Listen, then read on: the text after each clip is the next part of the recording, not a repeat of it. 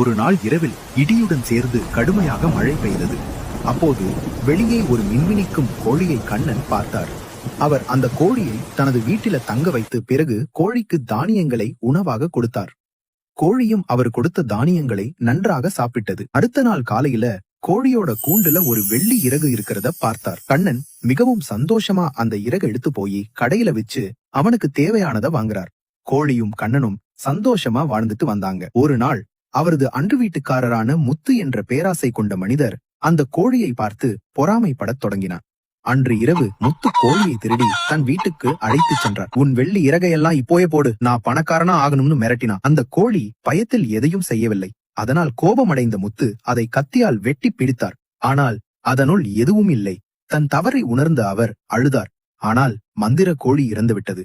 மறுநாள் காலை கண்ணன் தனது கோழியை எல்லா இடங்களிலும் தேடினார். அவர் அதை தனது அண்ட வீட்டுக்காரரின் வீட்டு வெளியில் உயிரற்ற நிலையில் கிடப்பதை கண்டபோது அவரது கண்களில் கண்ணீர் ததும்பியது. அதை ஒரு மரத்தின் கீழ் அடக்கம் செய்து, நீ எனக்கு மந்திரத்தை விட முக்கியமானவள், என் நண்பராக இருந்தாய் என அழுதுகிட்டே கூறினார். பாடம்: பேராசை ஆசீர்வாதங்களை அழிக்கும், கருணை உண்மையான செல்வத்தை தரும்.